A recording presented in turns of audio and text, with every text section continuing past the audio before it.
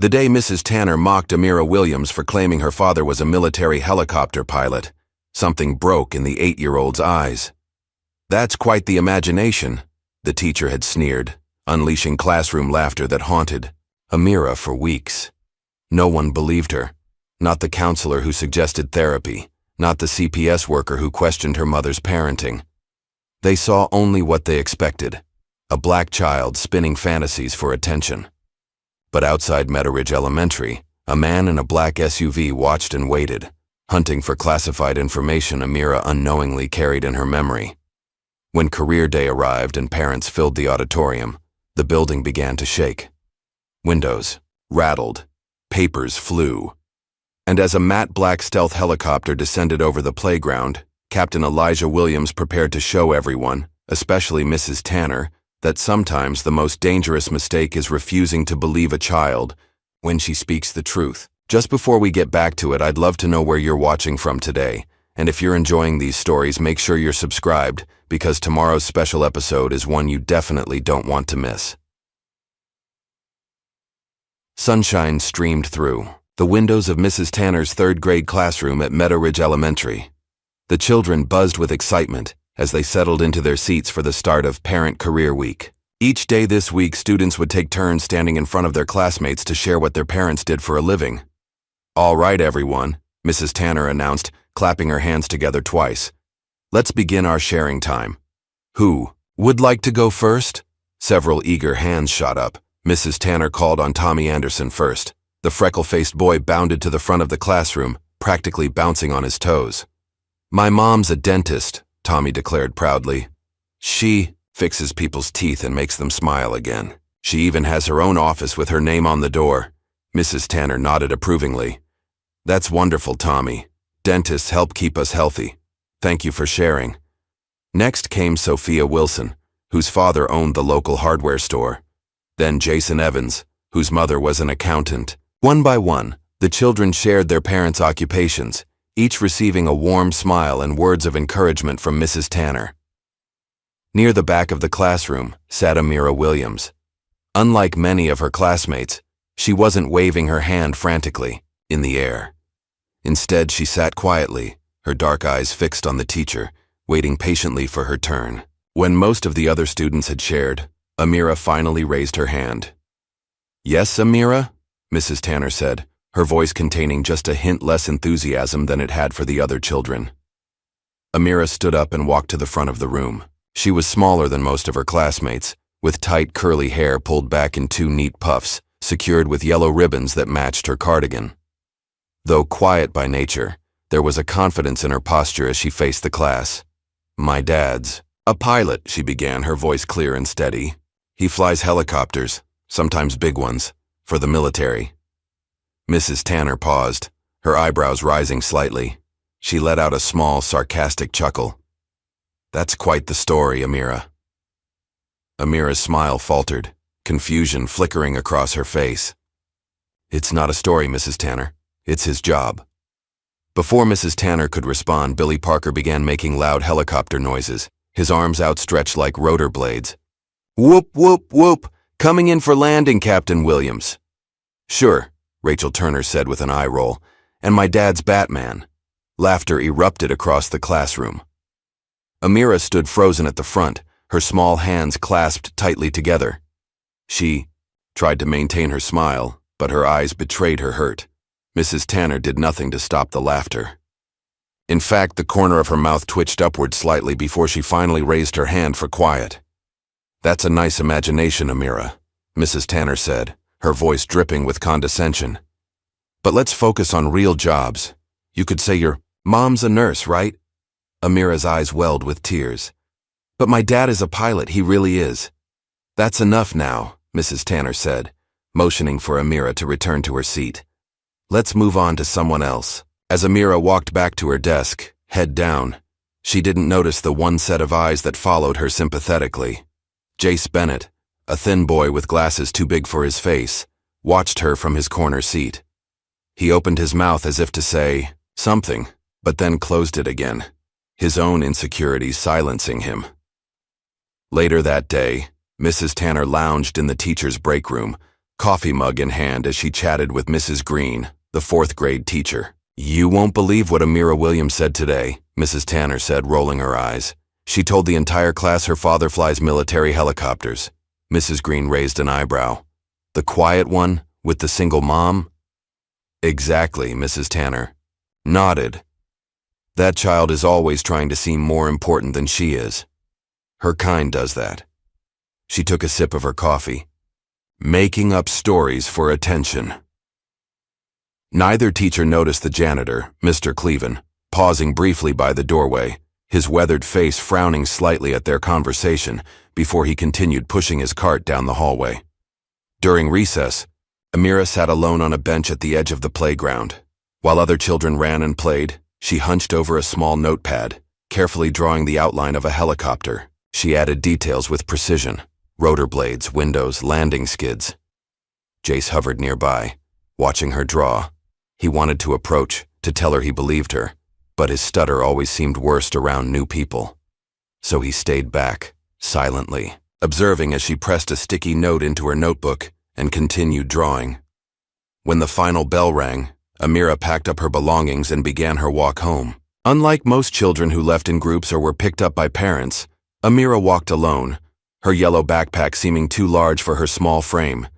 She dragged her feet slightly, in no hurry to reach her destination.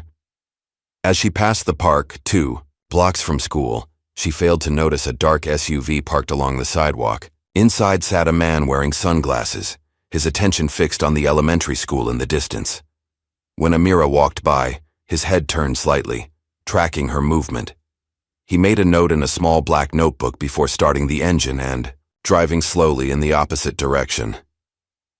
Amira arrived home to find her mother, Nadine, rushing around the kitchen in scrubs, preparing a quick dinner before her night shift at the hospital. "There's my girl," Nadine said warmly, pausing to kiss Amira's forehead. "How was school today, baby?" Amira dropped her backpack on a kitchen chair and forced a smile. "It was fine." Nadine studied her daughter's face for a moment, sensing something.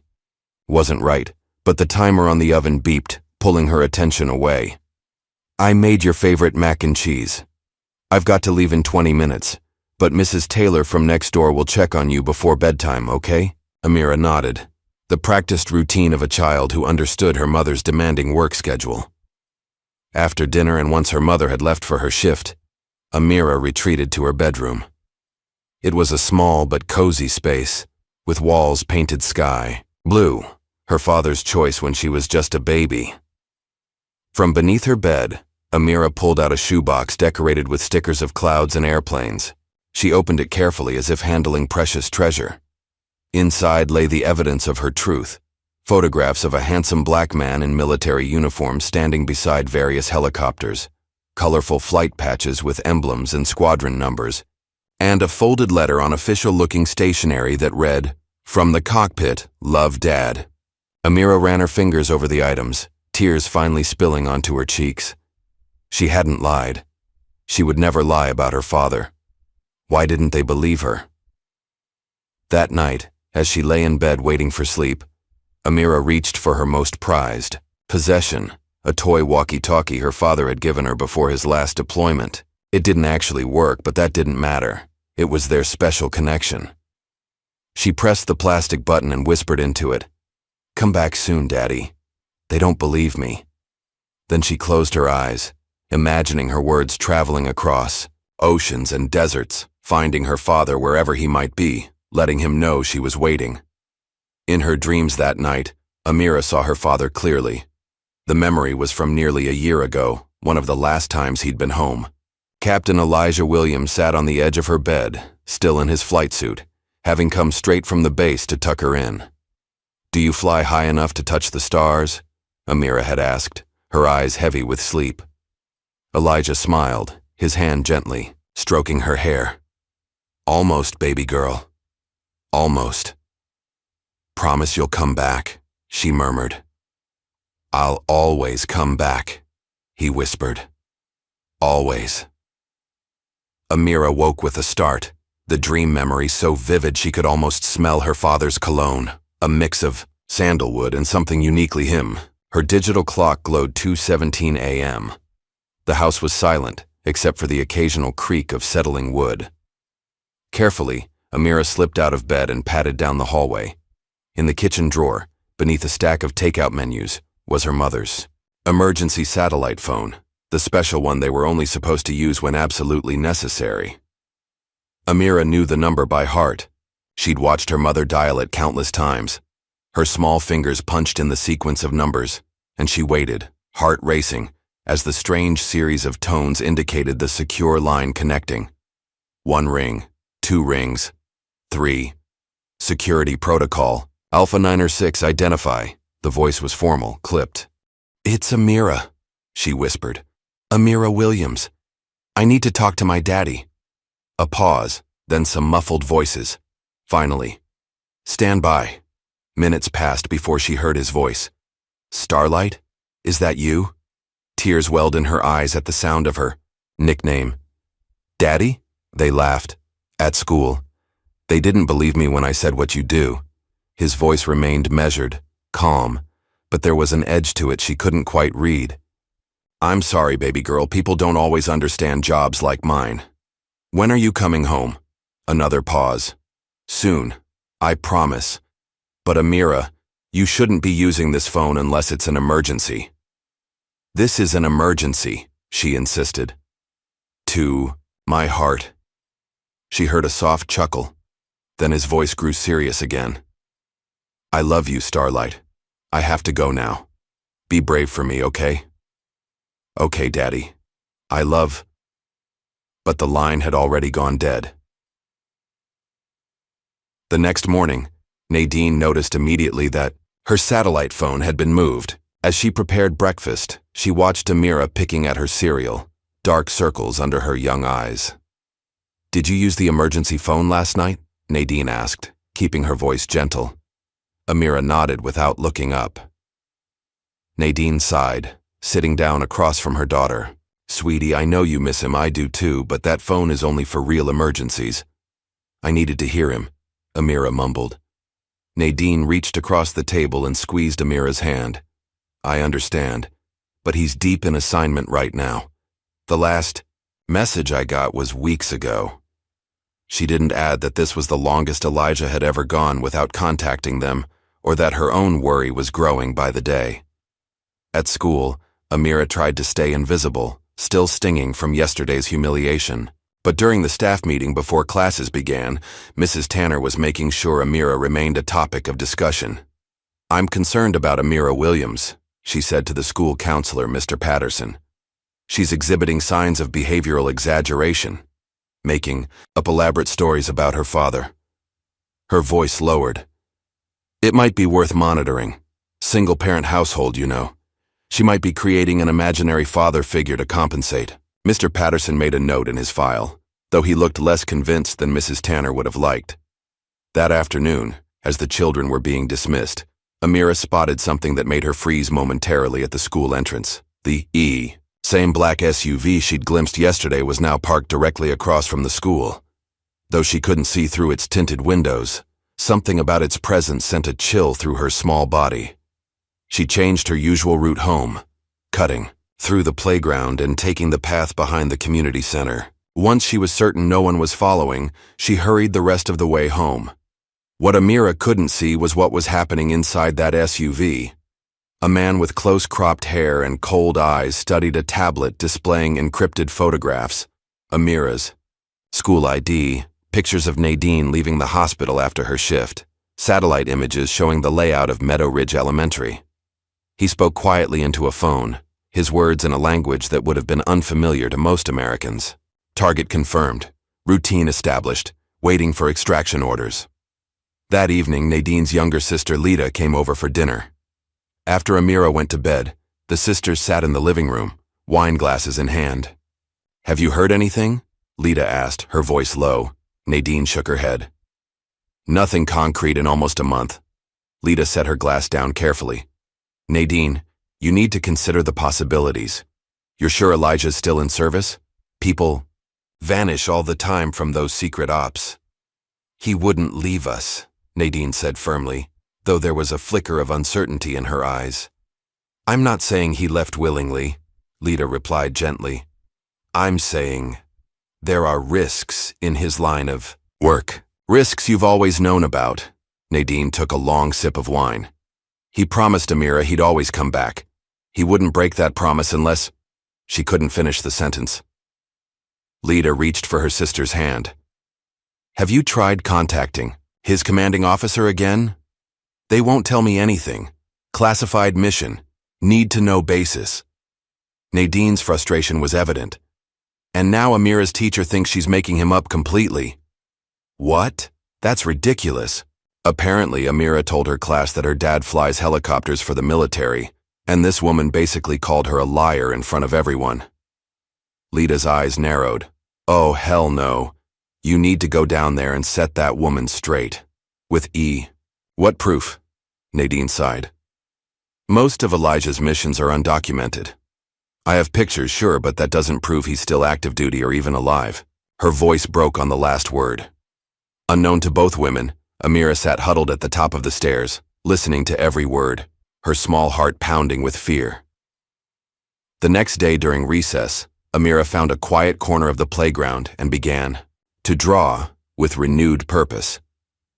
This time, she created a scene of a giant helicopter hovering above her school, a rope ladder dangling down to where a small figure, clearly meant to be herself, waited with arms outstretched. She was so absorbed in her drawing that she didn't notice Jace until he was standing right beside her. Without a word, he sat down and pulled out a box of crayons from his pocket. He selected a metallic silver one and carefully drew what looked like a badge or emblem next to the helicopter. Above it, in neat block letters, he wrote, Rescue. Amira looked at him in surprise. You believe me? Jace nodded, pushing his glasses up his nose. My uncle was in the Air Force, he managed, his stutter less pronounced than usual. Your D-Dad sounds like him. It was the first time anyone at school had shown her kindness since career week began, and Amira felt a warm spark of friendship ignite between them. The following day, Amira brought something special to class, a small, detailed model of an Apache helicopter that her father had given her. During show and tell, she placed it carefully on her desk. Mrs. Tanner noticed it immediately. With a tight smile that didn't reach her eyes, she picked up the model and held it for the class to see. Look, everyone, she said with exaggerated enthusiasm. See, class? This is how far imagination can take you. Amira has even brought a toy to match her story. Several children giggled. Amira's face burned with shame, but she kept her chin up. It's not a toy, she said quietly but firmly. It's a scale model. My dad showed me all the parts. Mrs. Tanner placed the helicopter back on Amira's desk with a dismissive pat. Yes, dear. Very creative. That afternoon, as Nadine sorted through the mail after work, she found an envelope with no return address. Inside was a photograph that made her blood run cold. Amira playing outside their home, taken from a high angle, as if from a rooftop or tree. Along with it was a typed note. We're watching. He can't hide forever. Nadine's hands shook as she immediately reached for her phone to call the police. But as her finger hovered over the dial button, doubt crept in. What if this was related to Elijah's work? Involving local authorities could potentially make things worse. She needed to be smart about this. Instead, she called the secure number she used for emergencies related to Elijah. When the operator answered, Nadine spoke in a hushed, urgent tone. This is Nadine Williams, wife of Captain Elijah Williams. We've received a threat. I need to speak with someone in command immediately. As night fell, Amira lay in bed clutching her walkie-talkie, unaware of the danger circling ever closer to her family. In the darkness, she whispered her nightly message. Daddy, if you can hear me, I still believe in you, even if no one else does. Miles away, in an undisclosed location, Captain Elijah Williams stood before a wall of surveillance monitors, his face illuminated by their blue glow. On one screen, he could see his home, the lights just going out as his family prepared for sleep. His expression hardened as an aide approached with a folder marked Classified. Sir, we've intercepted communications. They've located your family. Elijah took the folder, his decision already made. "Prepare the extraction team. It's time to bring them home." The classroom buzzed with excitement as Mrs. Tanner tapped her pointer against the whiteboard to get everyone's attention. Behind her, written in neat purple marker, were the words, "Hero in the Classroom Week." "Listen up, everyone," she announced, her voice carrying across the room. "Next week is going to be very special. Each of you will bring a parent or guardian to speak about their job and how they contribute to our community." The third graders whispered excitedly to each other. Tommy Anderson nudged his friend and whispered that his mom was going to bring real dental tools to show the class. Rachel, Turner was already planning how her accountant father would make math seem cool. "You'll need to have these permission slips signed," Mrs. Tanner continued, holding up a stack of bright yellow papers. "Make sure your parent or guardian can commit to the date assigned. No last-minute cancellations, please." As she moved between the rows distributing the forms, Amira sat up straighter in her seat. Without hesitation, her hand shot into the air. "Yes, Amira?" Mrs. Tanner's tone cooled noticeably. "My dad's coming," Amira said with quiet confidence, her eyes shining. "He can show pictures of his helicopter." The classroom went silent. Mrs. Tanner's lips pressed into a thin line before curving into a condescending smile. "Well," she said, drawing out the word, "we'll pencil him in if he exists."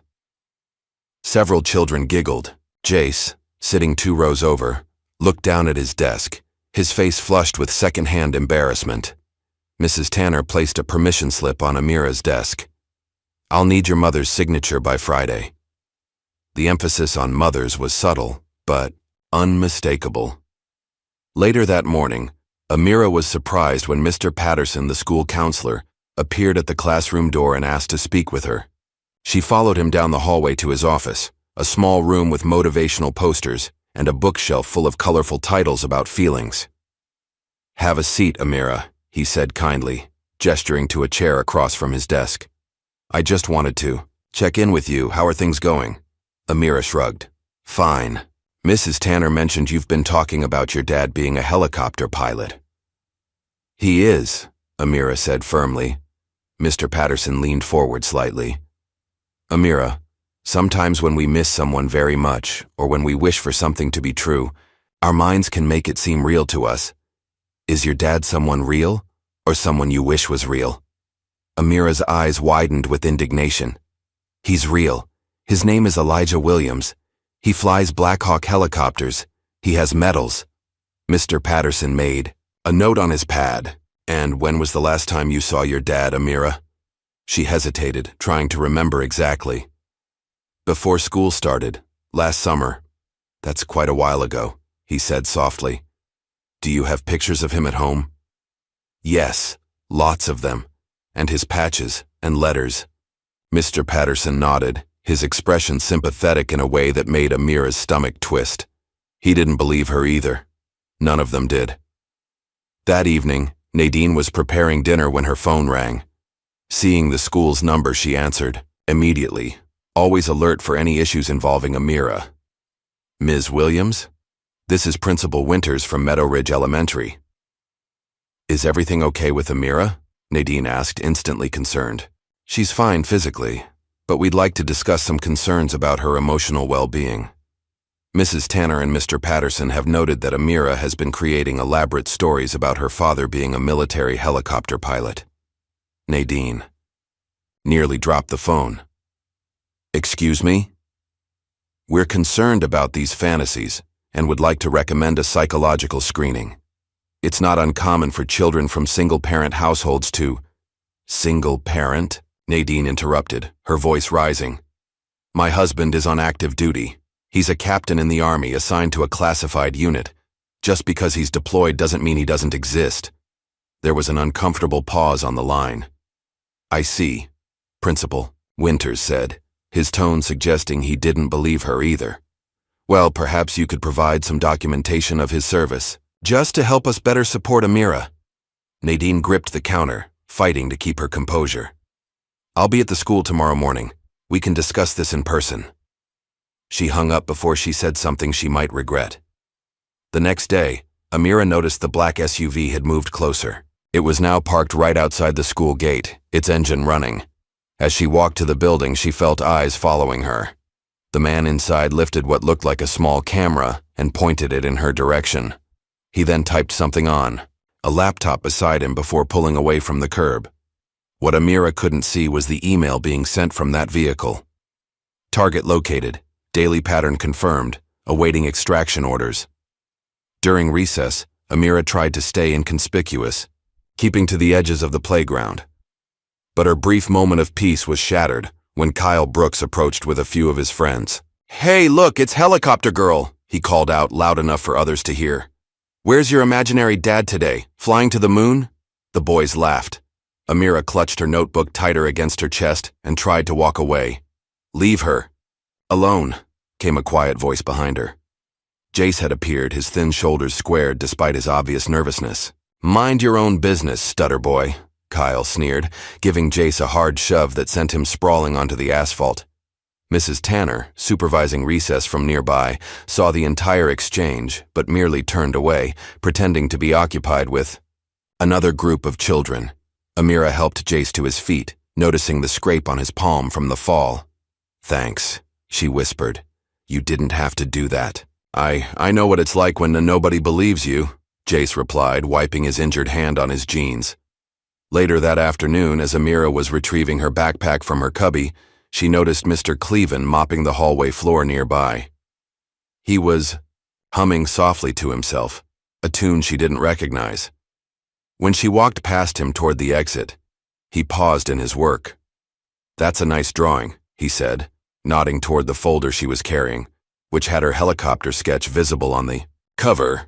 Amira stopped, surprised by the friendly comment. "Thank you." "Your dad flies these?" he asked casually. But there was something in his eyes, a knowing look. Amira nodded cautiously. Mr. Cleven glanced around to make sure no one was within earshot, then lowered his voice. "Tell him Cleven still owes him a beer from Kandahar." Before Amira could respond, Mr. Cleven resumed mopping, acting as if the exchange had never happened. She stood frozen for a moment, then hurried outside, her mind racing. Someone believed her. Someone knew her father. What Amira didn't know was that behind closed doors the school counselor was making a call to Child Protective Services. Mr. Patterson sat at his desk, phone to his ear, flipping through notes from his session with Amira. "Yes, I'd like to report a concerning situation," he said, his voice professional and measured. "We have a student, Amira Williams, who appears to be living in a fantasy environment. Her mother is enabling elaborate falsehoods about a military father, who may not exist." He paused, listening to the person on the other end. No signs of physical neglect, but the psychological implications are troubling. The mother works night shifts as a nurse, leaving the child alone frequently. And there's this elaborate fantasy structure that's being reinforced at home. Another pause. "Yes, I understand. Thank you." He hung up, satisfied that he'd done his duty, never considering the real damage his assumptions might cause. That same afternoon, Nadine took a rare day off from work to drive to Fort Meade, where Elijah had been based before his current assignment. The security guard at the entrance checked her military spouse ID and directed her to the administration building. After an hour of being passed from one officer to another, Nadine finally sat across from Major Lewis, who had worked with Elijah in the past. "I'm sorry, Mrs. Williams," he said, looking genuinely uncomfortable. "Captain Williams's current assignment is classified at a level I don't have access to." "I understand that," Nadine said, struggling to keep her frustration in check. "I'm not asking for mission details. I just need confirmation that he's on active duty. His daughter is being humiliated at school because they don't believe her father exists." Major Lewis's expression softened slightly. "I wish I could help you, but Captain Williams's clearance level has changed. Even his status is need to know at this point." "Need to know?" Nadine repeated incredulously. "I'm his wife." "I understand your frustration, ma'am, but these protocols exist for a reason." He slid a business card across the desk. "This is the number for the Family Support Office. They may be able to provide you with some resources."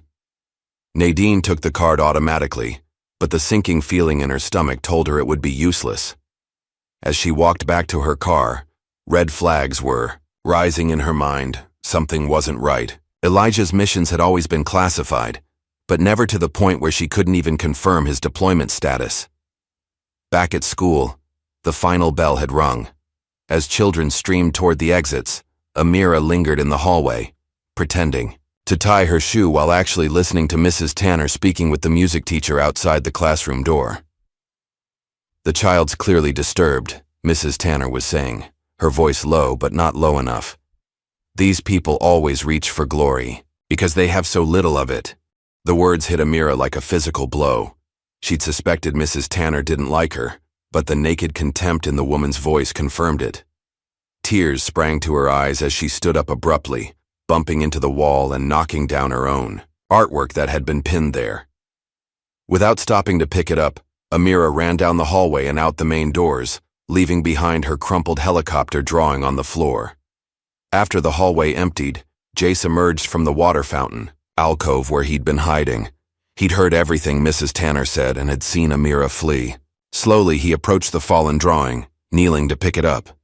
The paper was creased and slightly torn, but the image was still clear, a detailed sketch of a helicopter hovering over what looked like a burning building. In the helicopter doorway stood a man in uniform, reaching down toward a small figure below. Across the bottom, in Amira's careful handwriting, were the words, "You said you'd protect me." Jace carefully smoothed out the drawing and folded it, tucking it into his pocket before heading home. That evening, as Nadine was helping Amira with homework at their kitchen table, a sharp knock at the door startled them both. Nadine peered through the peephole to see two official-looking people, a woman in a business suit and a man with a clipboard. "Ms. Williams," the woman said when Nadine opened the door. "I'm Angela Morris from Child Protective Services. This is my colleague, Tom Watson. We need to speak with you regarding a report we've received concerning your daughter, Amira." Nadine felt the blood drain from her face. "What report?" "May we come in?" Angela asked, her tone making it clear it wasn't really a question. Once seated in the living room, Angela explained, "We've received information that Amira is being coached to lie about her family situation and may be left alone at night regularly." "That's ridiculous," Nadine said, her voice rising. "Who filed this report?" "We're not at liberty to disclose that information," Tom replied, making notes on his clipboard. "But we need to assess Amira's living conditions and interview her separately." Nadine stood up, anger flashing in her eyes. "This is because my child said her father flies a helicopter, because a teacher decided my husband can't possibly exist?" Angela remained calm. "We're just following protocol based on the report we received. If everything is as you say, you have nothing to worry about." "I want to see your credentials again," Nadine demanded, "and I want your supervisor's name and number." While Tom conducted a walkthrough of the apartment, Angela interviewed Amira in her bedroom. Nadine paced the hallway, feeling powerless and violated. After nearly 2 hours of questioning and inspection, Angela delivered their verdict. "Based on our initial assessment, we're recommending Amira be placed in temporary mental health observation overnight." "What?" Nadine nearly shouted. "You can't take my daughter." "Ms. Williams, this is a voluntary procedure at this point," Angela explained with practiced patience. "But if you refuse, we'll be forced to seek an emergency court order based on concerns about psychological manipulation and possible neglect." "This is insane," Nadine whispered, tears streaming down her face. "Mom!" Amira appeared in the hallway, her eyes wide with fear. "What's happening?" Nadine pulled her daughter close. "Nothing, baby. Just a misunderstanding we're going to fix." She looked up at the CPS workers with determination. "I'm calling a lawyer right now." "That's your right," Angela acknowledged. "But the observation period would give you time to gather whatever documentation you need to address these concerns. It's just overnight at Children's Behavioral Health." Trapped in knowing that fighting could make things worse, Nadine reluctantly agreed to the voluntary observation, promising Amira she would pick her up first thing in the morning with proof of everything. After Nadine left with Amira and the CPS workers, the house sat empty and dark for several hours. Shortly after midnight, a shadow moved across the front yard. The man from the SUV approached the back door. expertly picking the lock with military-grade tools. Once inside, he moved with practiced efficiency, searching methodically through each room. When he reached Amira's bedroom, he began examining everything, looking under the mattress, inside books, behind picture frames, behind a well-loved teddy bear on the shelf. His fingers found what he was looking for: a small, secure USB drive hidden in the bear's stuffing. He pocketed it with a satisfied smile. As he prepared to exit through the back door, a floorboard creaked behind him. Before he could turn, something struck him in the back, a powerful electric shock that sent him crumpling to the floor. A shadowy figure bent over him, retrieving the USB drive from his pocket. "Not tonight, Victor," the newcomer whispered, his American accent tinged with something harder to place. After securing the intruder with zip ties, the mysterious figure slipped out the way he had come in, taking the USB drive with him. At the hospital, Amira sat on the edge of a narrow bed in a sterile room that tried too hard to look cheerful with its bright yellow walls and cartoon decals. A child psychologist named Dr. Freeman sat across from her, clipboard in hand. "Amira, I'd like to talk about your father," she said gently. "Can you tell me about him?" Amira stared at her knees, refusing to speak. She'd answered these questions too many times already. "It's okay if you made him up," Dr. Freeman continued. "Sometimes we create stories to help us feel better." Amira's head snapped up, her eyes blazing. "He's the only real thing," she whispered fiercely. "You just can't see him yet."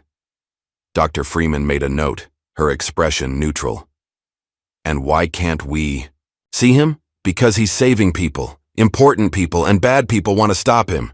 "I see," Dr. Freeman murmured, writing something else down. "And these bad people, are they after you too?" Amira thought about the black SUV, about the way her mother's hands shook when she checked the locks at night. She thought about Mr. Cleven's knowing look in the man who had broken into their home. Yes, she had seen him from her hospital window, had somehow known what was happening. But she said nothing. They wouldn't believe her anyway. Meanwhile, Nadine had returned home to find her back door ajar. Heart pounding, she grabbed a kitchen knife and cautiously entered, immediately dialing 911 when she saw the signs of intrusion. The police arrived quickly, finding the intruder still unconscious and bound in the living room. "Ma'am, do you know this man?" one officer asked as his partner handcuffed the still groggy burglar. Nadine shook her head, but there was something familiar about him, something in his tactical clothing and military-style haircut that reminded her of Elijah's unit. As the police were leading the man away, Nadine's phone rang. The screen showed unknown caller. "Hello?" she answered cautiously. "You're in danger," a scrambled, distorted voice replied. "He's not just a pilot, and they're coming for his daughter." "Who are you?" Nadine screamed into the phone. "What do you know about my husband?" The line went dead. After the police finally left, Nadine began her own thorough search of the house, looking for anything that might have been disturbed or taken. In Amira's room, she noticed the teddy bear lying on the floor instead of in its usual place on the shelf. Something about it triggered a memory. Elijah tucking something inside the bear the last time he was home, whispering to Amira that it was their special secret. Frantic now, Nadine checked the bear, finding the small slit in its back where something had clearly been removed. Whatever Elijah had hidden there was gone. Returning to her own bedroom, Nadine pulled books from the shelf, searching for anything Elijah might have left behind. Her hand paused on a worn copy of The Little Prince, Elijah's favorite book to read to Amira. As she pulled it down, she noticed it felt oddly heavy. Opening it, she found the inside had been hollowed out, containing a second flash drive. With shaking hands, she took it to her laptop. The drive contained dozens of encrypted files, most of which she couldn't open, but a few were accessible. Satellite images marked with foreign emblems, mission briefing headers with most details, redacted, and a folder labeled simply Skylight. Inside was a single document containing a list of coordinates and dates. Nadine sat back, her mind racing. Whatever Elijah was involved in went far beyond piloting helicopters. And somehow, Amira was connected to it. At the observation facility, Amira lay awake, staring at the ceiling. The night nurse had checked on her an hour ago, noting her refusal to sleep. In the quiet darkness, Amira whispered to herself, a mantra, of sorts. He's real. He's coming. He promised. 3,000 miles away in an underground hangar that didn't officially exist, Captain Elijah Williams stood before a stealth helicopter, its matte black surface absorbing the light around it. His commanding officer, Colonel Reeves, approached with a tablet displaying Amira's hospital admission records. "They found your daughter," Reeves said grimly. "Extraction protocol must begin. You have 48 hours. Elijah nodded, his expression hardening, as he studied the tactical map on the screen before him. "I'm bringing her home," he said, his voice leaving no room for doubt. "Both of them." "The mission," Reeves began, "is secondary to my family's safety," Elijah finished. "Victor's team made their move. Now I make mine." As dawn broke over the city, Amira watched from her hospital window as the sky lightened from black to deep blue. Somewhere out there, she knew her father was coming. Despite what everyone said, despite the doubt that had begun to creep into even her young heart, she held on to that belief, because Elijah Williams had made a promise. And as far as Amira knew, her father had never broken a promise. Back at home, Nadine was frantically gathering documents: Elijah's military ID, their marriage certificate, photographs, anything that would prove to CPS that she wasn't delusional, that her husband existed. But as she worked, a new fear was taking hold. If Elijah was involved in something dangerous enough to warrant break-ins and threats, what would happen when she brought attention to him? Her phone chimed with a text from an unknown number. "Trust no one at the school. Meet me at the veterans shelter at noon. C." Nadine stared at the message. C. Could it be the janitor Amira had mentioned? Cleven? Whoever it was, Nadine was running out of options. If this mysterious C knew something about Elijah, she had no choice but to meet him. But first, she needed to get her daughter back. As she gathered her keys and purse, Nadine glanced at the copy of The Little Prince on her nightstand. On impulse, she grabbed it, tucking it into her bag before heading out to reclaim Amira and restore the truth about their family, a truth that was becoming more complicated and dangerous by the hour. The underground hangar hummed with activity as Captain Elijah Williams zipped up his elite stealth flight gear. Unlike standard military issue, this suit was matte black with no insignia or identifiable markings, the uniform of a ghost. Around him, a small team of specialists prepared equipment, checking comm systems and loading gear into the helicopter's cargo bay. Colonel Reeves approached, a tablet tucked under his arm and concern etched in the lines of his weathered face. He handed Elijah a sealed mission dossier labeled Operation Skylight, Civilian Extraction. "This crosses several lines, Captain," Reeves said quietly, making sure they weren't overheard. "Using military resources for a personal extraction is against protocol." Elijah accepted the dossier, his expression betraying nothing. "With all due respect, sir, my family's safety was guaranteed when I accepted this assignment," Reeves sighed. "I'm not arguing that point, but the timing couldn't be worse. We're 3 days away from completing the information transfer. Then we'll have to accelerate the timeline." Elijah's tone left no room for debate. "They've located Amira. Victor's people don't take prisoners, especially child witnesses." The colonel nodded reluctantly. "You're not just a father, Elijah. You're the only one who can get her out." He checked his watch. "The stealth chopper is prepped for departure. In 30 minutes, your ground team will make contact at the rally point." As Elijah studied the mission briefing, his mind was split between the tactical considerations of the extraction and thoughts of his daughter's face, the way her eyes lit up whenever he told her bedtime stories about the stars. Across town, Nadine sat at her kitchen table, her laptop open before her. She'd spent hours trying to access more of the encrypted files on the flash drive from The Little Prince. Most remained locked behind security protocols she couldn't breach, but fragments had begun to emerge, glimpses into Elijah's secret world. A video clip played on her screen. Elijah in what appeared to be the cargo hold of a helicopter. His expression, tense as the camera shook violently. Gunfire could be heard in the background. The footage cut to an aerial view of a compound in flames, then to Elijah assisting wounded civilians into the aircraft. Just before the clip ended, a photograph flashed on screen. Nadine and Amira standing in front of their home, smiling. Static. Replaced the image, followed by code words Nadine didn't understand. She sat back, her coffee long forgotten and cold. This wasn't just any mission. Whatever Elijah was involved in, it went far beyond standard military operations. The evidence suggested some kind of high-risk extraction work, rescuing people from dangerous situations that officially didn't exist. Her phone buzzed with a reminder, 1 hour until her meeting with the mysterious C at the veterans' shelter. First, though, she needed to pick up Amira from the observation facility. She closed the laptop, tucked it into her bag alongside the copy of The Little Prince, and headed for the door. At Meadow Ridge Elementary, Mrs. Tanner was holding court in the teacher's lounge, her voice carrying with self-importance.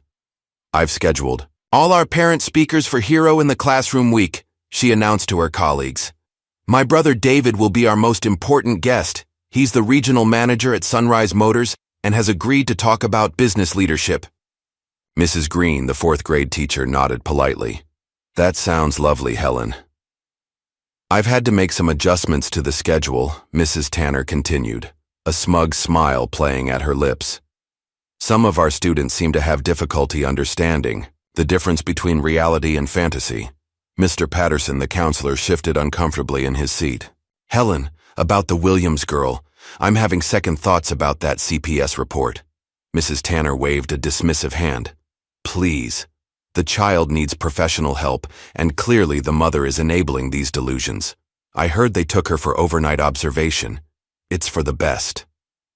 What Mrs. Tanner didn't know was that Jace Bennett was crouched in the hallway just outside the lounge door, his phone recording every word.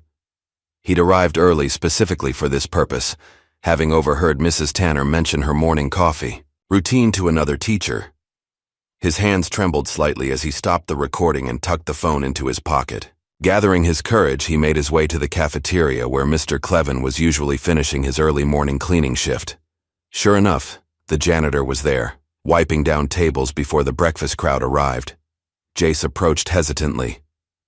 "Mr. Cleavon?" The older man looked up, his expression softening when he saw the boy. "Morning, Jace. You're here early." Jace fumbled with his lunchbox, unzipping it to reveal a small voice recorder nestled inside. "I have something you might want to hear." He pressed play, and Mrs. Tanner's voice filled the quiet cafeteria, her words about Amira and these people crystal clear. Mr. Cleven's face darkened as he listened. When the recording ended, he carefully took the device from Jace's hand. "You did good, son," he said quietly. "Real good. Leave this with me." As Jace hurried off to class, Cleavon connected the recorder to the ancient computer in the maintenance office. Within minutes, he had forwarded the audio file to an anonymous email address, copying the school board and superintendent. The message contained only the recording and a brief note. "This is how Mrs. Helen Tanner speaks about her third-grade students. Consider whether this represents our district's values." Later that morning, bright-colored flyers appeared on classroom bulletin boards throughout the school. Hero in the Classroom week was printed across the top in bold letters, followed by a schedule of parent speakers. Near the bottom, in the Thursday slot, Amira Williams, TBD, had been crossed out in red ink. A small note at the bottom of the page stated clearly, "Last-minute cancellations not welcome." Billy Parker noticed it first when he returned from the bathroom. "Look," he said, pointing to the flyer. Mrs. Tanner crossed out Amira's made-up dad. Several children laughed, but Jace, from his corner seat, spoke up. Maybe he's real. Maybe you just don't know." Mrs. Tanner, overhearing, fixed Jace with a cool stare. "That's enough, Jace. Let's not encourage fantasies." Meanwhile, across town, the black SUV that had been conducting surveillance on Amira was no longer alone. It had become part of a small convoy, 3 nondescript vehicles moving in loose formation through the city. Inside the lead car sat Victor Karpin, now sporting a bruise where he'd been struck during the break-in. His cold eyes scanned a tablet displaying surveillance photos of Meadow Ridge Elementary. "We have confirmation the girl is being released from observation this morning," reported the driver, a man with a faint Eastern European accent. "The mother is en route to collect her now." Victor nodded. "And the school? Thursday is their special event. All parents and students will be gathered in one location." A thin smile crossed Victor's face. "Perfect. The girl knows something she shouldn't. A code, a location, something Williams encrypted into her memory." He tapped the screen, zooming in on Amira's school photo. Children are excellent vessels for information. They remember what they're told, especially when it's disguised as bedtime stories. At the Children's Behavioral Health Center, Nadine was completing discharge paperwork while Amira sat silently in a nearby chair, her small backpack clutched in her lap. Dr. Freeman approached, her clipboard in hand. "Ms. Williams, I'd like to discuss Amira's evaluation before you leave." Nadine's expression hardened. "Is there anything in your evaluation that explains why a child would be taken from her home based on a teacher's prejudice?" Dr. Freeman lowered her voice. "Actually, I have concerns about how this case was handled. The referral paperwork seemed unusual." She glanced around to ensure they weren't overheard. "A young CPS worker named Julia has been asking questions about the authorization. She said she was pressured to file the report." Instead of heading home, Nadine drove to a small coffee shop several blocks from the veterans' shelter. She needed to assess the situation before the meeting with C. While Amira sipped hot chocolate, Nadine made a call to her sister Lita. "I need you to take Amira for a few hours," she explained, keeping her voice low. "Something's happening and I don't want her with me until I know it's safe." 20 minutes later, Lita arrived. After giving Amira a tight hug and making her promise to stay with her aunt, Nadine watched them drive away before heading to the veterans' shelter alone. The shelter was housed in a converted warehouse, its brick exterior weathered but well-maintained. A simple sign reading Veterans Haven hung above the entrance. Nadine approached cautiously, scanning the street for any sign of surveillance. Inside, a dozen or so men and women of various ages sat in a common area, some playing cards, others reading or watching television. A tall, broad-shouldered black man with salt and pepper hair approached her. "Ms. Williams?" he asked, his voice low and gravelly. "I'm Major Brooks. Let's talk somewhere private." He led her to a small office at the back of the building. Once the door closed, his formal demeanor softened slightly. "Elijah and I served together for 15 years, he explained. "He saved my life in Kandahar, and I never got the chance to return the favor." Brooks gestured to a chair. "Until now." "You know where he is?" Nadine asked, desperate for answers. "I know what he's doing, and I know he's coming for you and Amira." Brooks pulled out a map of the city and spread it on the desk. "Elijah contacted me through secure channels yesterday. He's initiating an extraction protocol, getting you both to safety." "Extraction? Like we're behind enemy lines?" "In a manner of speaking, you are." Brooks's expression was grim. Victor Karpin is former Russian intelligence, now working as a freelance operative for the highest bidder. If he's after Amira, it's because she knows something valuable. Nadine thought of the flash drive, the encrypted files. "The bedtime stories," she murmured. Brooks looked up sharply. "What about them?" "Elijah always told Amira the same stories the same way every time. She could recite them word for word." Nadine's eyes widened with realization. Could he have encoded information in them, used them as some kind of mnemonic device? "It's exactly the kind of thing Elijah would do," Brooks nodded. "Create a human safeguard that no one would suspect, a child's memory." "So what's the plan?" Nadine asked, her protective instincts kicking into high gear. Brooks pointed to the map. "If Elijah's following standard protocol, he'll want to extract you both from an open area with multiple access routes and minimal civilian presence." His finger tapped a location on the map. The school playground would be ideal, especially if there's an event that would draw you both there naturally. Hero in the classroom week, Nadine whispered. Thursday. Then that's when he'll come. Brooke straightened up. I'll be on the ground coordinating. Cleveland's already in position at the school. The janitor? Nadine asked, surprised. Former Air Force pararescue, one of the best. Brooks's mouth quirked in a half-smile. We tend to keep an eye on our own. As they finalized details, Nadine felt a strange mix of fear and hope. After months of uncertainty, Elijah was coming home. Not through the front door with a duffel bag slung over his shoulder, but in a military helicopter on a rescue mission. That night, Nadine tucked Amira into bed in their home, having retrieved her from Lita's apartment. The house felt different now, no longer simply a home, but a temporary waypoint on their journey to somewhere else. Amira seemed to sense it too, her eyes alert despite the late hour. Mom, she said as Nadine smoothed her blankets. Can you tell me the star story? The one Dad always tells? Nadine sat on the edge of the bed. Which one, sweetie? The one about the 7 stars that make a map. Amira's voice was earnest. He said if I ever got lost, I could follow them home. Nadine felt a chill run down her spine.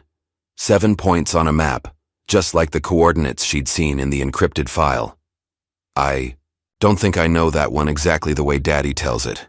That's okay, Amira said solemnly. I remember. He said it's the most important story to keep in my heart. As Amira drifted to sleep, still clutching her walkie-talkie, Nadine returned to the kitchen and opened the copy of The Little Prince. Once more. This time she looked at it with new eyes, not just as a book, but as a key to a code that might be locked in her daughter's memory. In the darkness outside, the old oak tree at the edge of their yard cast long shadows across the lawn. Among those shadows a figure moved, not Victor or his men, but a different watcher. Major Brooks settled into his surveillance position, his military training evident in his stillness.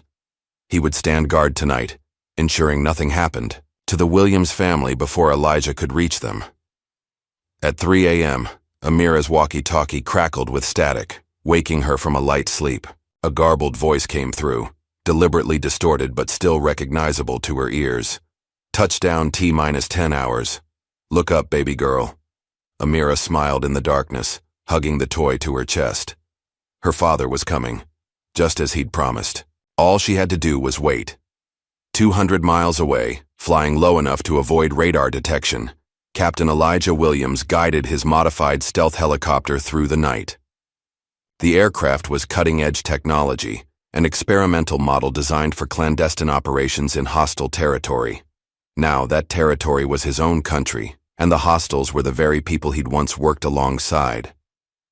He checked the secure communication system, confirming that the coded message had been transmitted to Amira's receiver.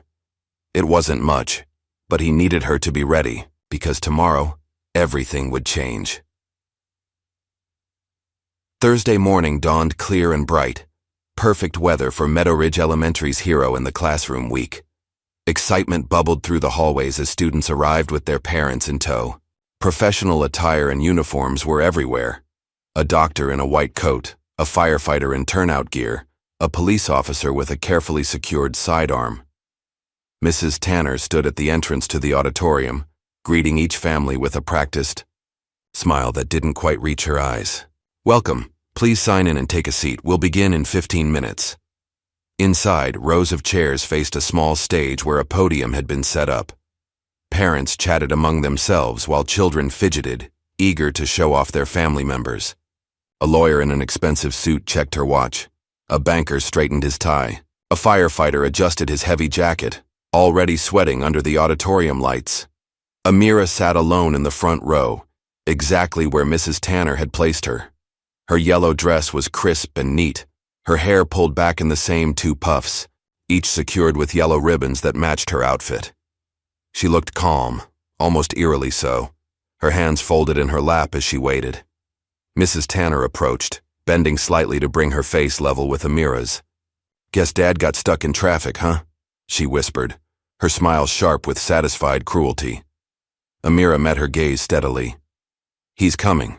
Mrs. Tanner straightened with a small scoff and returned to the entrance to greet more families. Nadine had dropped Amira off earlier, explaining that she needed to run an errand but would be back before Amira's scheduled time slot. What she didn't tell her daughter was that she was meeting Major Brooks and Mr. Cleven one last time to confirm the extraction plan. One by one, students walked to the podium with their parents. Tommy Anderson beamed with pride as his dentist. Mother showed x-rays of healthy versus decayed teeth. Rachel Turner's father explained how accountants help businesses manage their money. The presentations continued, each child glowing with the simple joy of sharing someone they admired. Throughout it all, Amira's chair remained conspicuously empty beside her. Mrs. Tanner made a point of looking at it periodically, as if to emphasize the absence. Meanwhile, Mr. Cleven moved through the building, dressed not in his usual maintenance coveralls but in a crisp janitor's uniform. He pushed his mop methodically across the floor near the emergency exit, pausing occasionally to check his watch. Under the bleachers at the back of the auditorium, he quickly installed a small black device, a transponder that would transmit the building's exact coordinates to an incoming aircraft. Using the mop handle, he tapped out a pattern against the floor, a code that would have been recognizable to anyone with military training. From across the room, Major Brooks, disguised in a security guard uniform borrowed from the shelter, caught his eye and nodded almost imperceptibly. Outside the school, the small convoy of unmarked vehicles pulled into visitor parking spaces. Victor Carpin adjusted his tie and clipped a fake security badge to his jacket pocket. Guest security, it read, alongside a company logo that didn't exist. Remember, he instructed his team via a nearly invisible earpiece, the girl is the primary target. The flash drive contents are incomplete without the information in her head. He entered the school through a side door, nodding professionally to a teacher who passed by. His earpiece crackled with static, then cleared. Visual on target. Proceeding to Phase 2. In the auditorium, Mrs. Tanner consulted her schedule. Next up, we have Kyle Brooks's father, who will tell us about being a structural engineer. As Kyle and his father took the stage, Amira quietly stood up and slipped out the side door. The weight of the empty chair beside her, the pitying glances from other parents, Mrs. Tanner's satisfied smirk. It was all too much. She made her way outside to the playground, her special place where she often sat to draw during recess. The playground was deserted, everyone being at the assembly. Amira climbed to the top of the jungle gym, her favorite spot.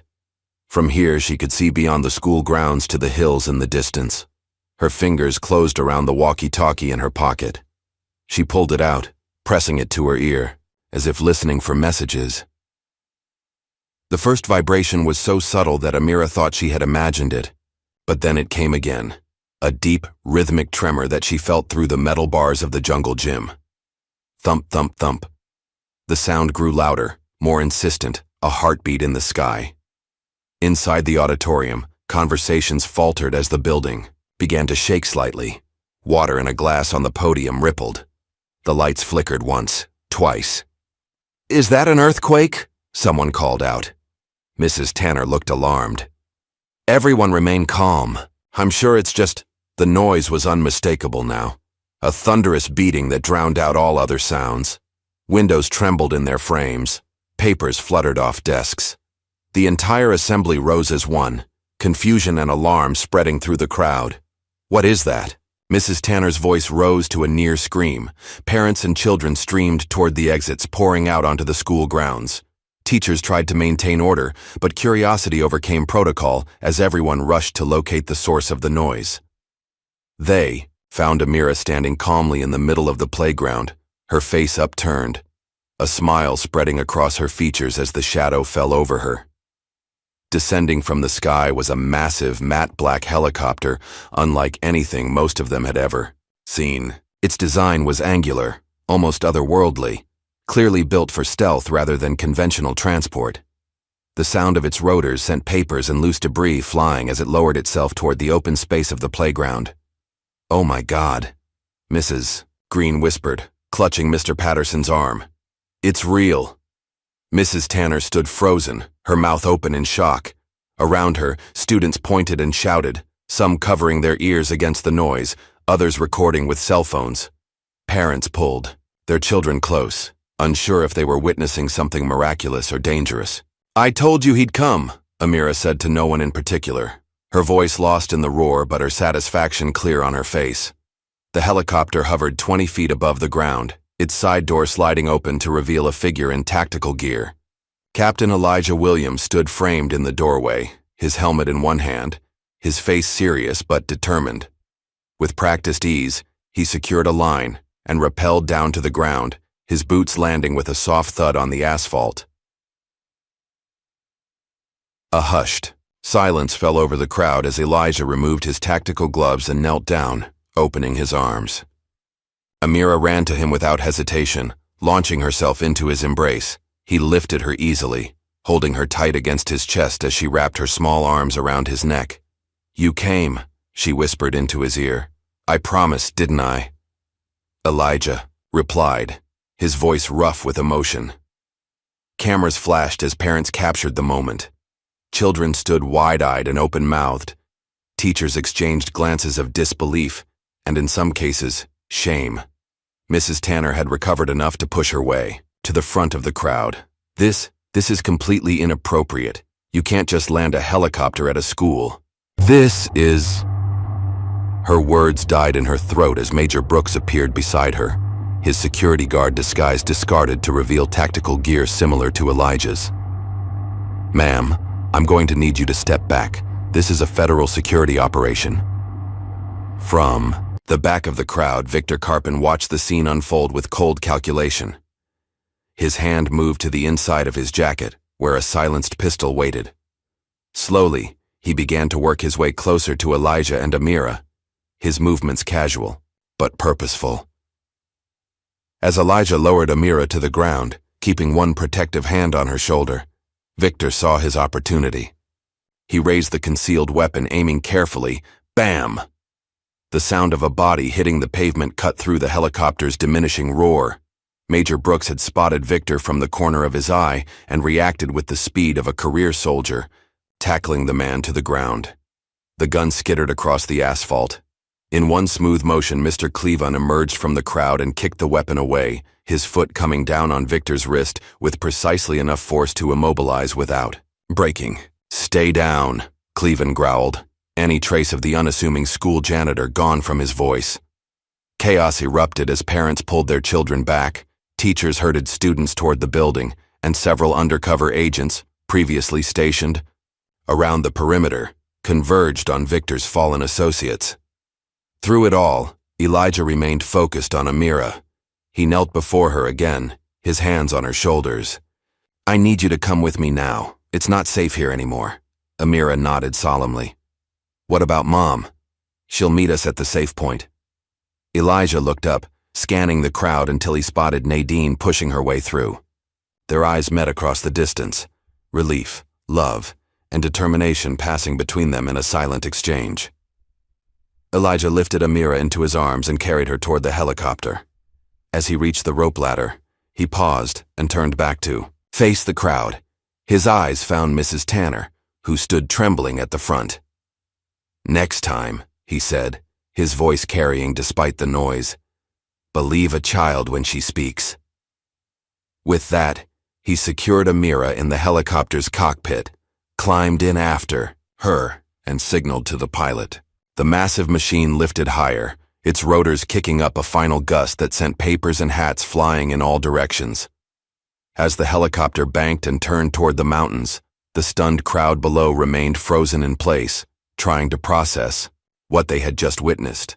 Parents hugged their children, teachers whispered among themselves, and Mrs. Tanner stood alone, her face ashen, her worldview shattered beyond repair.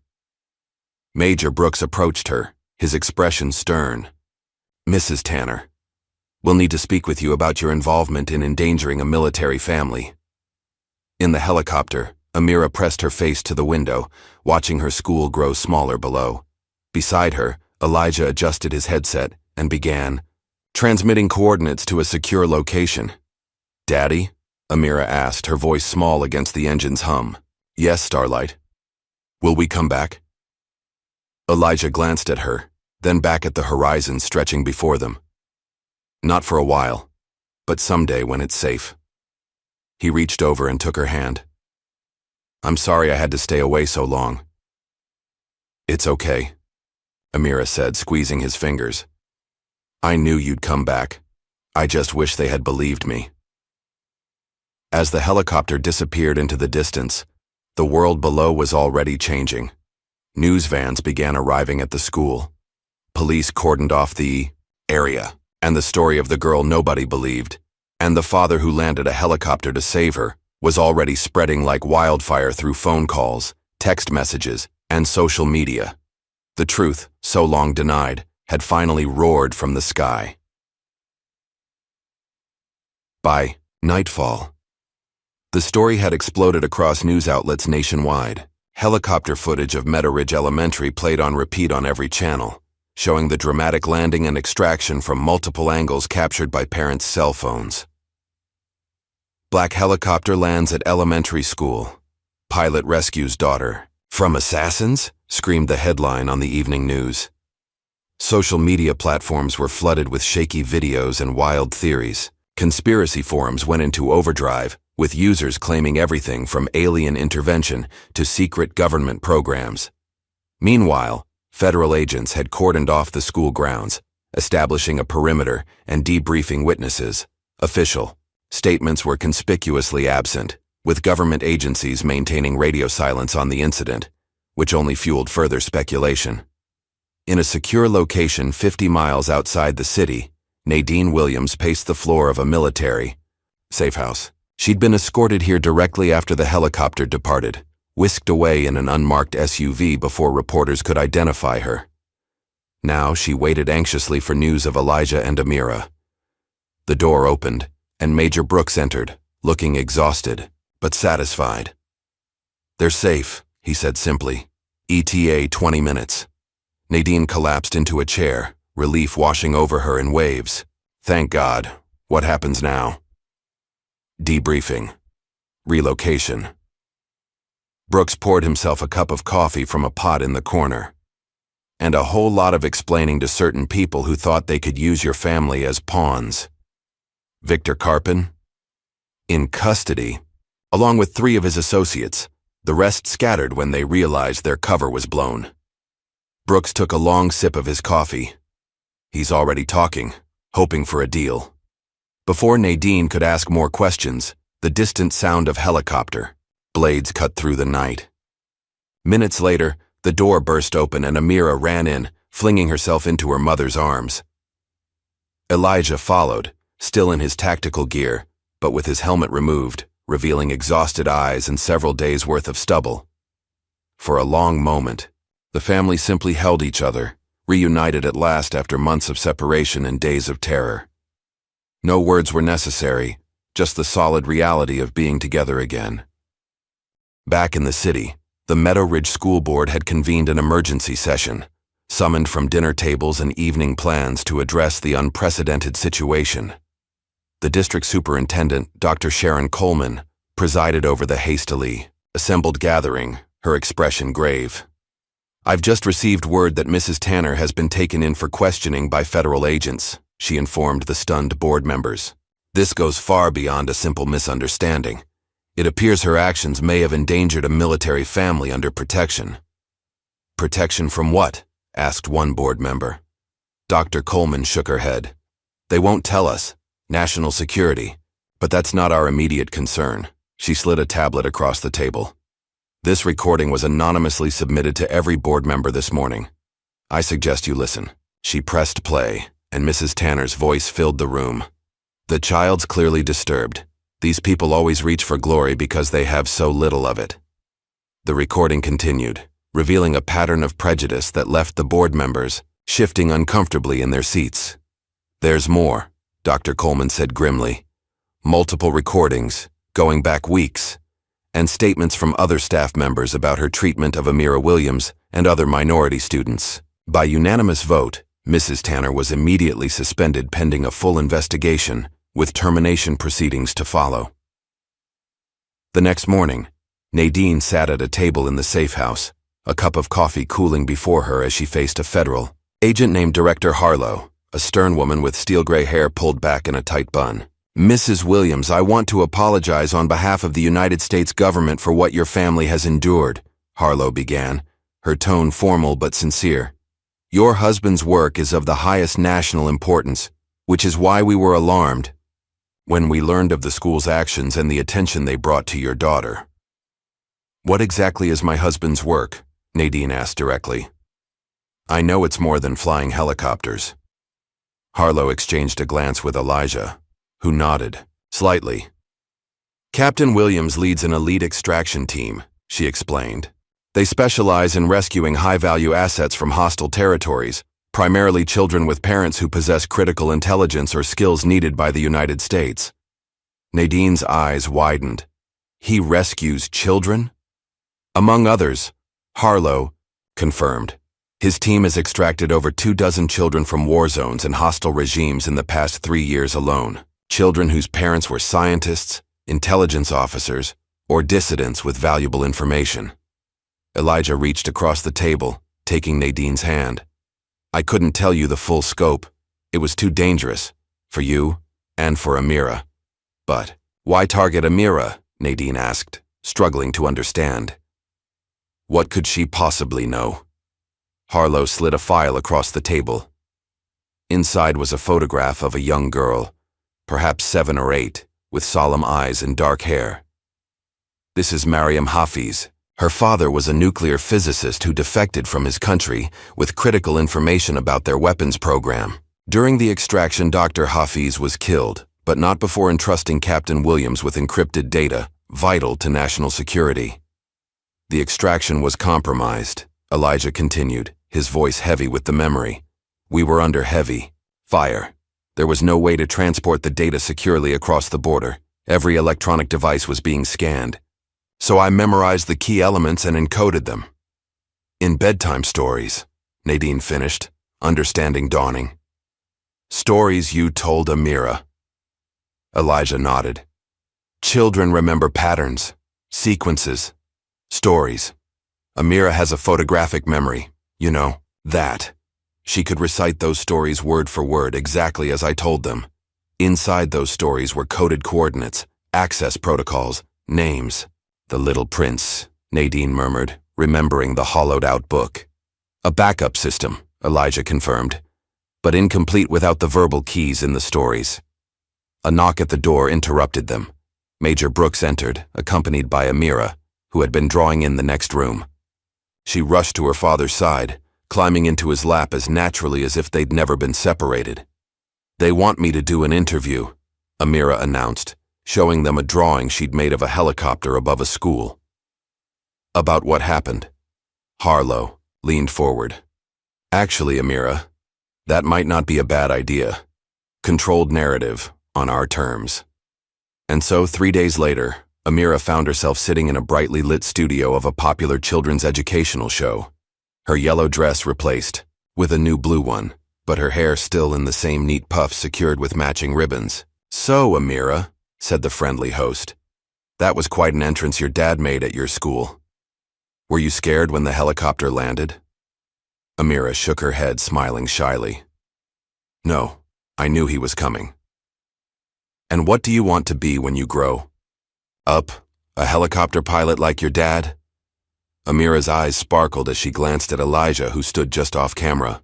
"I want to fly higher than him, maybe rescue him next time." The audience chuckled, charmed by her confidence. What they didn't know, what almost no one knew, was that this carefully orchestrated interview was part of a larger strategy to normalize the event, to transform it from potential national security incident to heartwarming human interest story. Back at the safe house that evening, Nadine sat cross-legged on the floor, the contents of the flash drive from The Little Prince now decrypted and spread before her. With proper authorization codes provided by Director Harlow, the files had unlocked, revealing the full truth of Elijah's missions. "You weren't just a pilot," she whispered, looking up at her husband. "You've been smuggling out children from war zones for years." Elijah nodded, his expression solemn. "Children with parents who had vital intelligence. Children who would have been used as leverage, tortured, killed." He gestured to the files.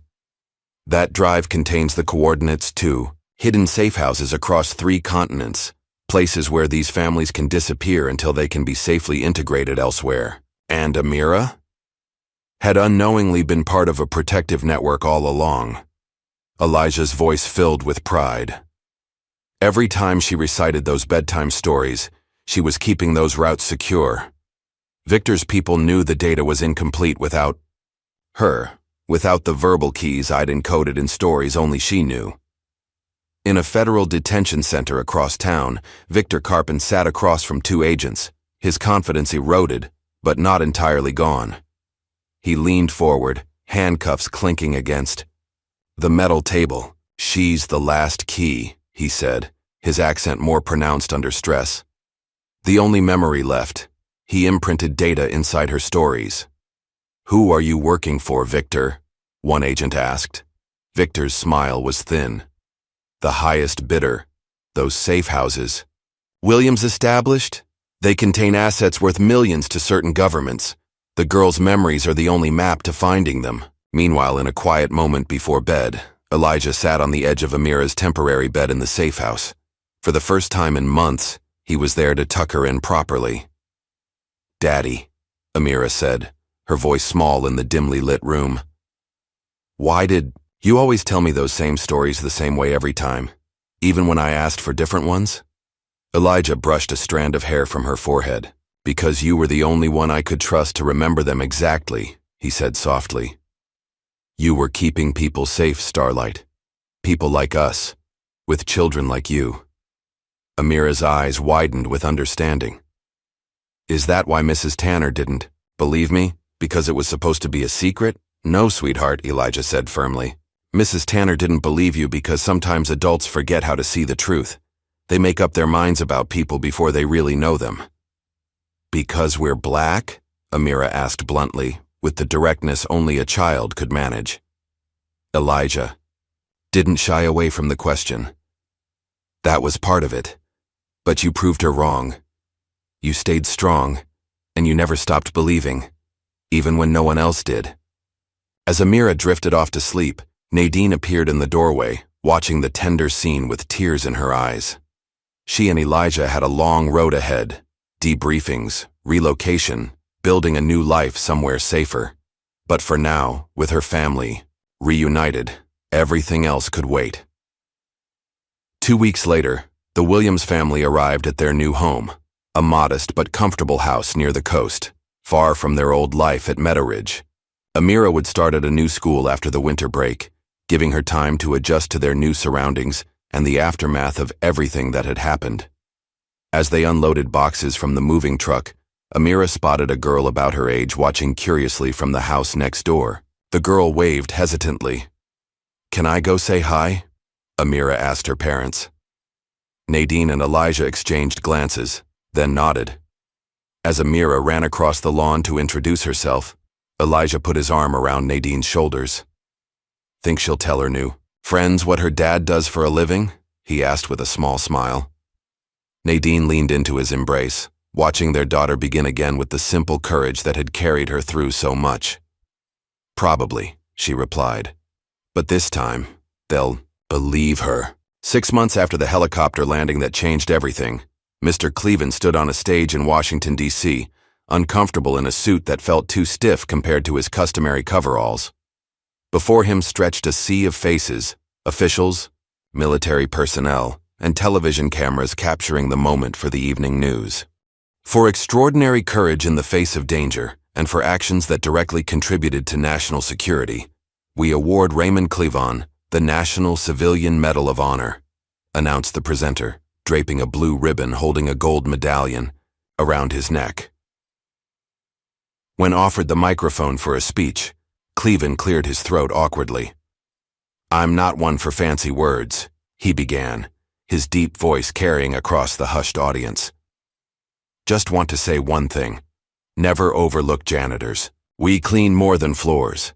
The audience erupted in laughter and applause, unaware of how literally true his statement was. Cleven had spent 20 years in Air Force pararescue before retiring to a strategic position as a school janitor, part of a network of former military personnel who maintained watchful eyes in civilian settings. In the audience, Major Brooks watched with pride. Following the Williams case, he had been offered reinstatement to his former military rank with full honors and back pay. The letter had sat on his desk for weeks before he finally made his decision.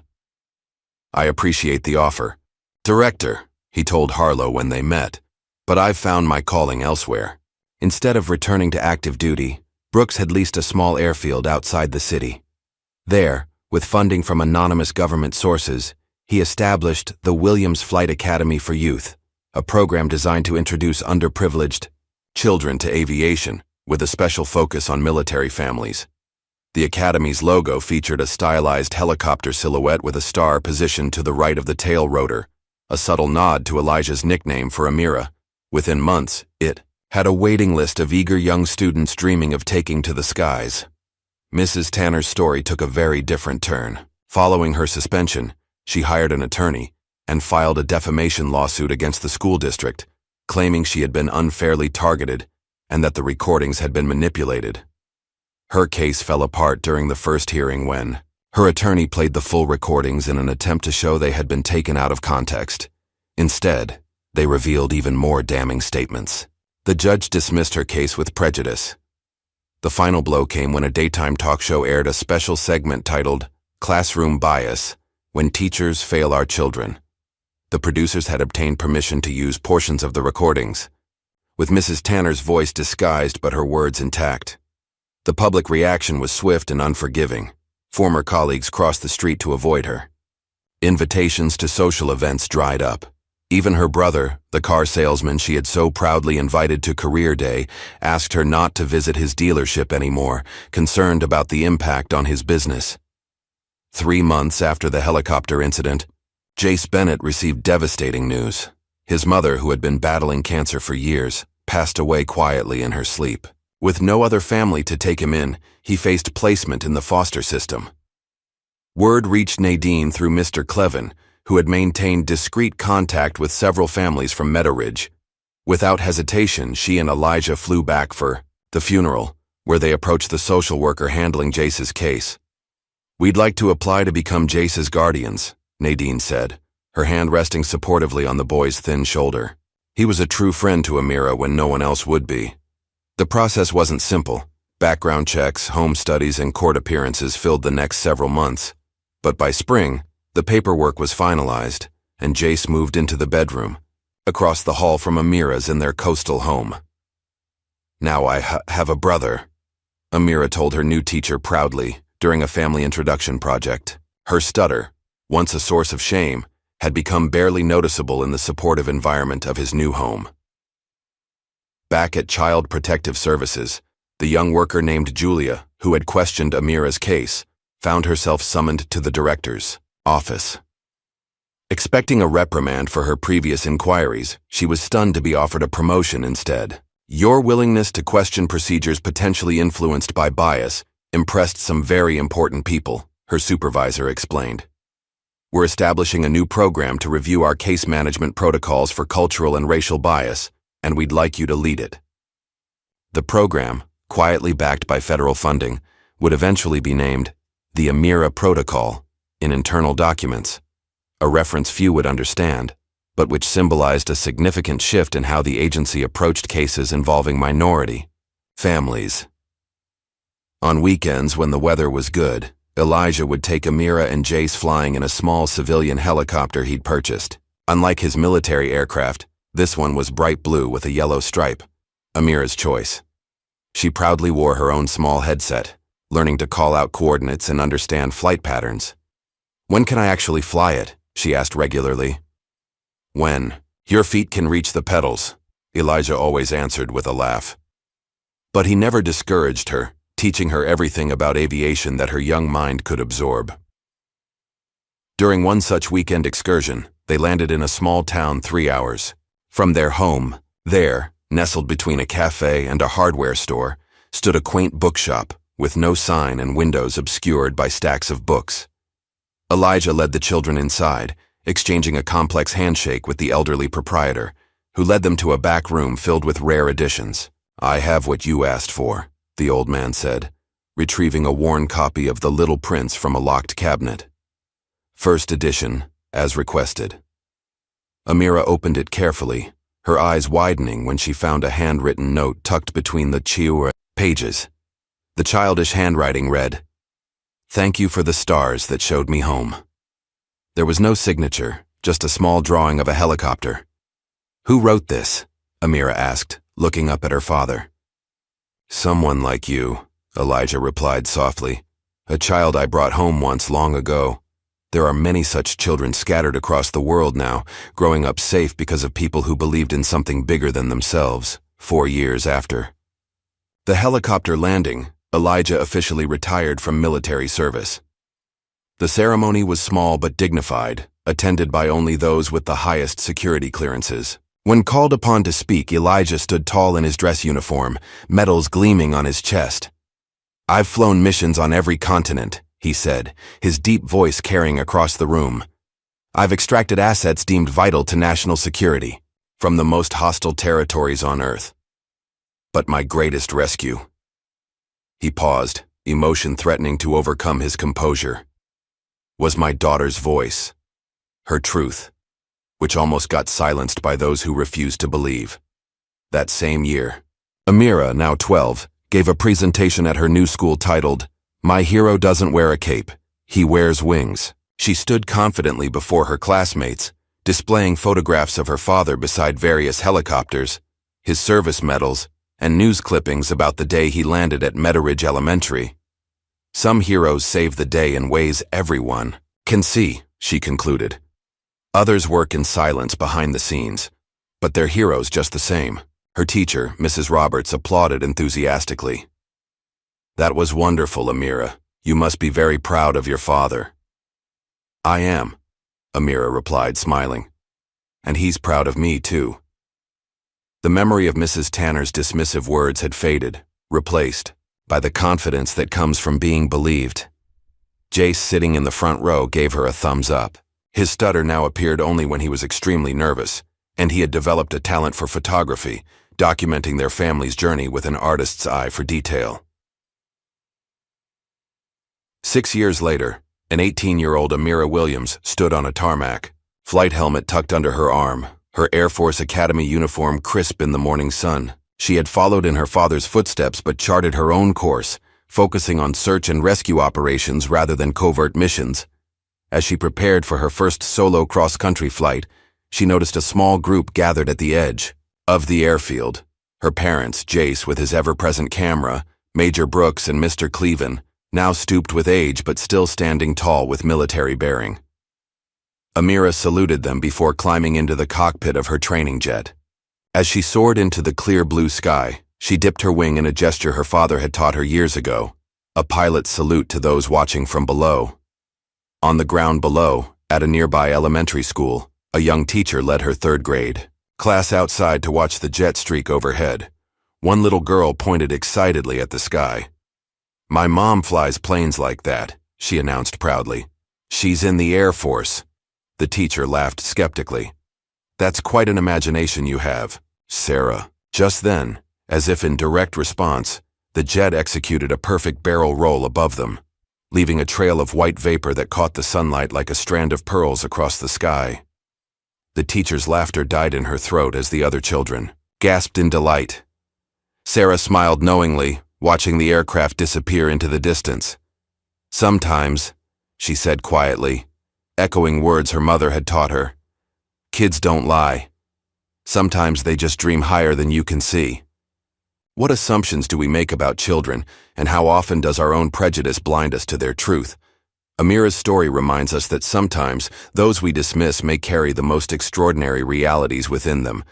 If this story touched your heart, like and subscribe for more powerful narratives that challenge our perceptions and celebrate unexpected heroes.